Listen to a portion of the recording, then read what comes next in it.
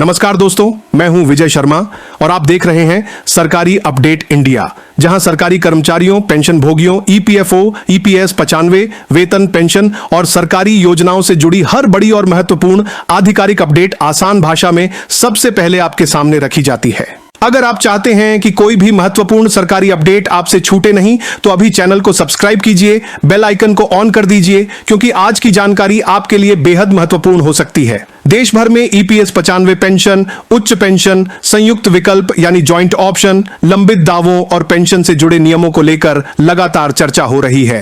लाखों पेंशन भोगी और कर्मचारी यह जानना चाहते हैं कि आने वाले समय में उनकी पेंशन, उनके अधिकारों और लंबित मामलों पर क्या प्रभाव पड़ सकता है।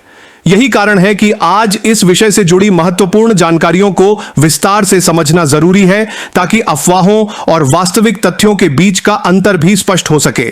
सबसे पहले यह समझना जरूरी है कि ईपीएस 95 से जुड़े कई मुद्दे अभी भी विभिन्न स्तरों पर चर्चा और प्रक्रिया में हैं।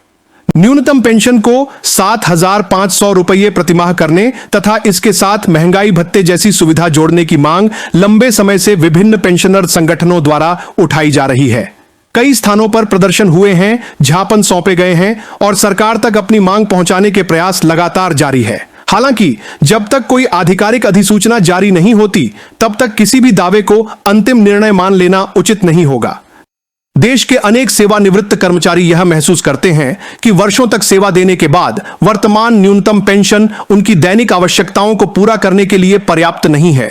लगातार बढ़ती महंगाई, दवाइयों का खर्च, स्वास्थ्य संबंधी जरूरतें और घरेलू खर्चों ने वरिष्ठ नागरिकों की आर्थिक चुनौतियों को पहले से अधिक कठिन बना दिया है। इसी कारण पेंशन में वृद्धि की मांग समय समय पर प्रमुख मुद्दा बनती रही है।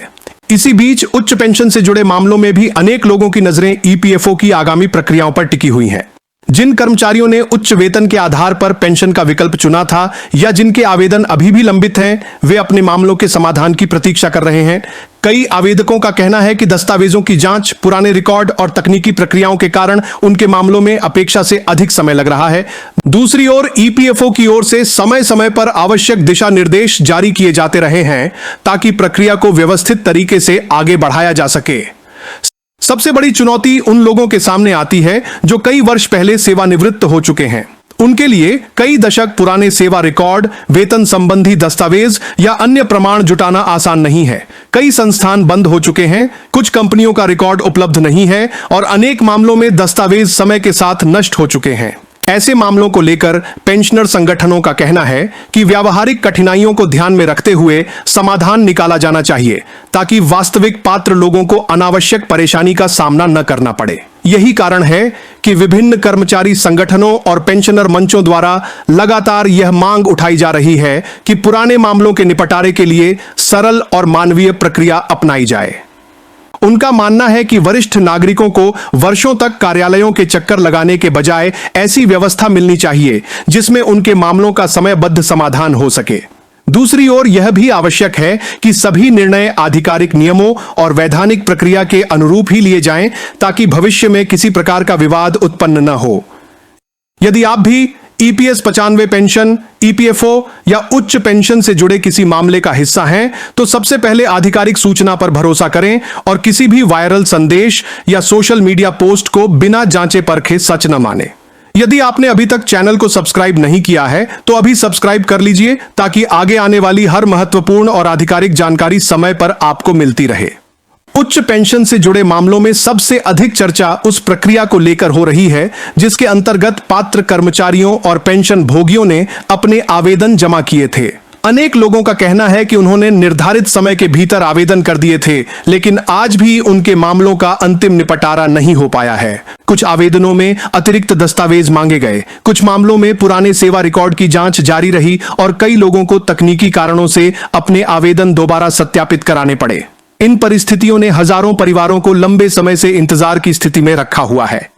कई सेवानिवृत्त कर्मचारियों का मानना है कि उन्होंने अपने पूरे सेवा काल के दौरान नियमित रूप से भविष्य निधि और पेंशन योजना में योगदान दिया। इसलिए अब उनकी अपेक्षा केवल इतनी है कि उनके मामलों का निर्णय पारदर्शी, समयबद्ध और नियमों के अनुसार किया जाए।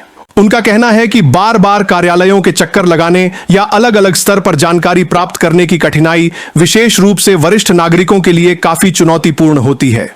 इसी विषय पर विभिन्न कर्मचारी संगठनों और पेंशनर संघों ने भी समय समय पर अपनी मांगें संबंधित अधिकारियों तक पहुंचाई हैं। उनका कहना है कि जिन मामलों में दस्तावेज उपलब्ध हैं, उनका शीघ्र निपटारा किया जाए और जिन मामलों में पुराने रिकॉर्ड उपलब्ध नहीं हैं, वहां नियमों के अनुरूप व्यवहारिक समाधान तलाशा जाए।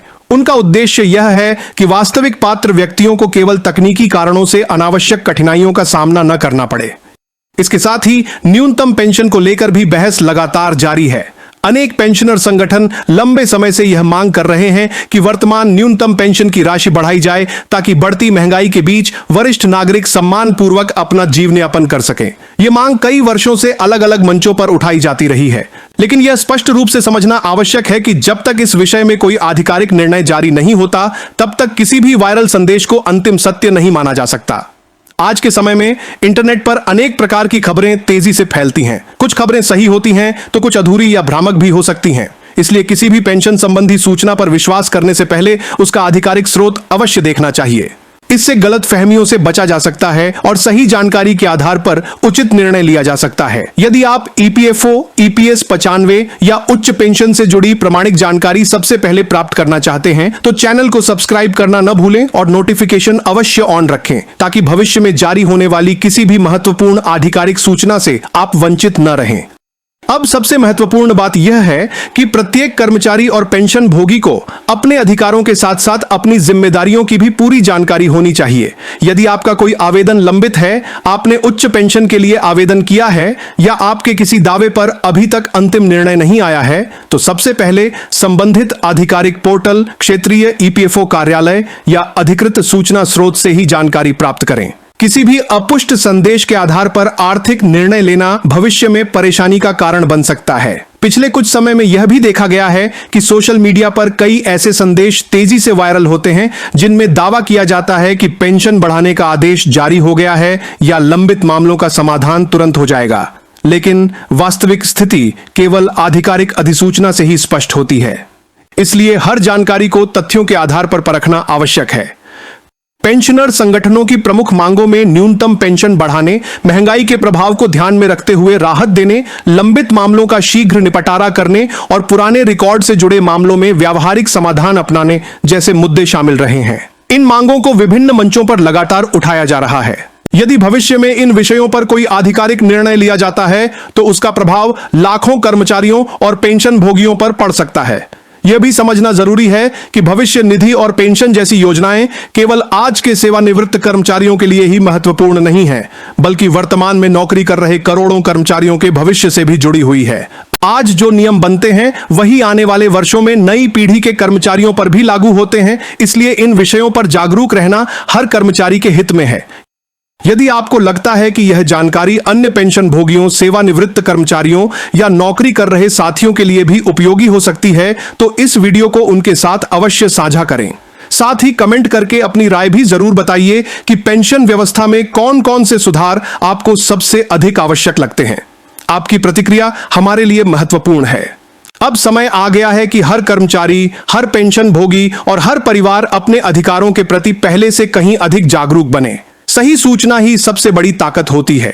कई बार अधूरी खबरें लोगों में भ्रम पैदा कर देती हैं, जबकि वास्तविक स्थिति आधिकारिक आदेश आने के बाद ही स्पष्ट होती है। इसलिए किसी भी वायरल संदेश पर भरोसा करने से पहले उसके स्रोत की पुष्टि अवश्य करें। यदि आपका मामला ईपीएस 95, उच्च पेंशन, संयुक्त विकल्प, लंबित दावा या किसी अन्य पेंशन संबंधी प्रक्रिया से जुड़ा हुआ है, तो अपने सभी आवश्यक दस्तावेज सुरक्षित रखें और समय समय पर आधिकारिक अपडेट पर नजर बनाए रखें। सही जानकारी और धैर्य के साथ की गई प्रक्रिया भविष्य में अनावश्यक परेशानियों से बचा सकती है। यह भी याद रखिए कि पेंशन केवल आर्थिक सहायता नहीं होती, बल्कि यह वर्षों की मेहनत, ईमानदारी और सेवा का सम्मान भी होती है। हर कर्मचारी अपने कार्यकाल के दौरान भविष्य की सुरक्षा के लिए योगदान देता है और स्वाभाविक रूप से यह अपेक्षा करता है कि सेवानिवृत्ति के बाद उससे जुड़े मामलों का निपटारा पारदर्शी, समयबद्ध और नियमों के अनुरूप हो। यदि आप चाहते हैं कि पेंशन, ईपीएफओ, ईपीएस 95 कर्मचारियों के अधिकार और महत्वपूर्ण सरकारी अपडेट से जुड़ी हर प्रामाणिक जानकारी आपको सबसे पहले मिले, तो अभी चैनल को सब्सक्राइब कर लीजिए।